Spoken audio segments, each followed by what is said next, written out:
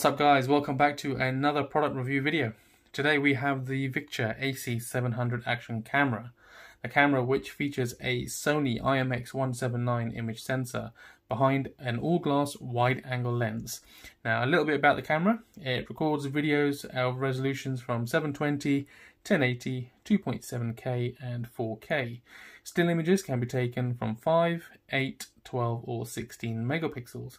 Now it retails on Amazon for $39.99, making it an ideal Christmas present for the loved ones. The box itself comes with a bundle of accessories, which we will go through in a second. As you can see on the camera itself, it has a housing, which is the waterproof housing, and that can be taken to a depth of up to 40 meters, which is about 100 feet. So let's have a quick look at the accessories that are inside the box. So, as you can see from the pile here, these are all the accessories included inside this little box here. So, as standard, you have a number of brackets. So you've got the bicycle bracket, so you can put it onto the handlebars. So with all the brackets, all the different types of mounts, cable ties, adhesive pads. You even have a remote control, so you don't have, if you've got it attached to your helmet, you don't have to keep finding the buttons. You can just do it from your wrist. You can get the wrist strap, which basically goes around the little slots, and yeah, control it from there. So you've got the grey button here, which is for taking videos, and the red button, which is for taking still shots. You've got a charging cable, 2 batteries, like I said, additional mounts. Now here's an additional back plate which goes onto the back of this. This is for waterproof, and this is not for waterproof because it has 2 little slots on either side, and that's for heat dispersion because they do tend to heat up a bit when they're in long use, and also it helps for better sound as well. So if you're recording not using the external microphone, it will help pick up the sound. Right, so if we have a quick look at the camera itself, so like I said, it's got the waterproof housing, nice solid housing. It has a gasket around, so make sure the water doesn't get into there. Now you can't just lift that to release the housing. It has a little lock on it, so you just push it to the right, pull that up from the front, nice and easy, opens, slides out. Perfect, nice and easy to use. The camera itself, as you can see, it has a black plastic casing and a rubber mounting on the sides. Now the rubber mounting does allow for easy handling, so it's not going to slip out your hand or anything as well. On the front, it's got the wide angle lens, the on and off button, which is also your mode button as well. On the side here, you've got your USB port, HDMI connection, 2.5mm jack to connect your external microphone, and your SD card slot there. The rear screen itself, it's not a touch screen, and you've got the buttons on the side here, which is for controlling your menu. On the top, you've got the OK button for menu selection and for shutter, and then you've got a blue LED here as well, and that's when your camera is connected to a Wi-Fi device, something like your phone, so you can control it. On the bottom here, you'll have a blue LED to say the power's on, and a red LED when it's on charge. So let's put the battery in and turn it on. Now that the battery's in there, let's power it on. I have to say, it wasn't exactly easy to release this because you need to hold this little slot to the side and then pull up from here, and when you've got big fingers like me, it's not very easy to do. But anyway, let's power this on. Hold it down for a couple of seconds. There we go.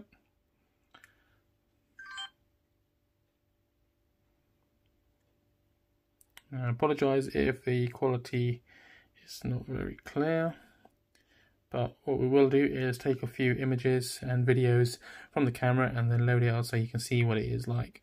But pressing the front button, it loads the menus. So no files found. Press it again, and it goes into the menu settings. Okay, so you have the options here for video settings. So you can set the video resolution, currently set at 4K at 30 frames per second. Apologize if you can't see the images on there. So you have the electronic image stabilization, looping video, time-lapse video, slow motion, audio record is on, video resolution, again back to the start. You press the menu button again, it'll take you to the photo settings. currently set at the highest setting at 16 megapixel. Time-lapse photos, burst shots, which take 3 to 5 bursts, I believe it is. Press the menu button again, and you've got your general settings, so your volume, the bleeper, exposure, white balance, ISO, and the effects. And then you have your contrast, saturation, and sharpness. Press the button again, and you've got your system settings like the language, car mode, so if you want to use it as a dash cam, and then your power, which will power off after 5 minutes. I'm assuming you can change that. Date and time, date format, stamp you can turn on or off, so if you don't want to have your videos or images with a date stamp on there.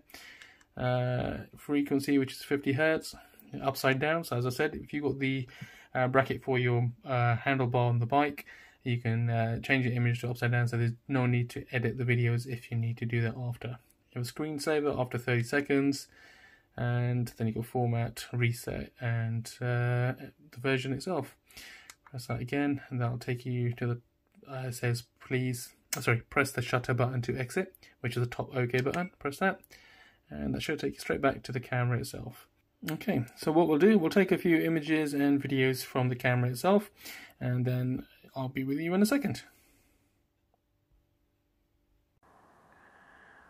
Okay, so this is recording the 4K 30 frames per second without any external microphone attached.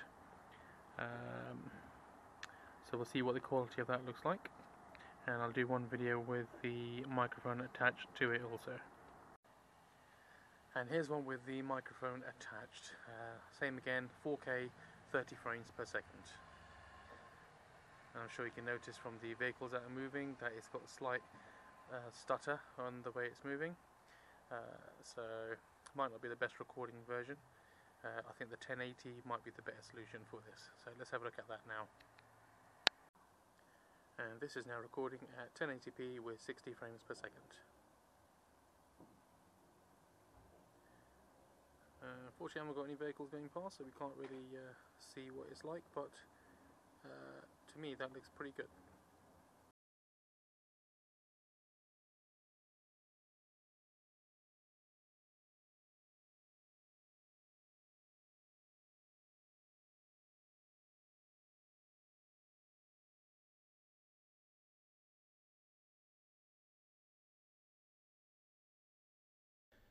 Okay, so to connect the camera with Wi-Fi to your mobile device, when you first power on the device, you need to hold the up button, and then your blue light on the top will start flashing. Once that starts flashing, you can then start to connect. Okay guys, so here we have the app that we need to download, and then we can start to control our action camera.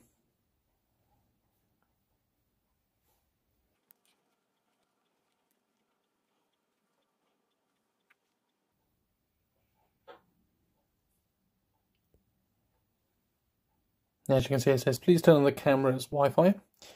Second step, please select and connect the camera's SSID in the phone's Wi-Fi settings, then return to the app.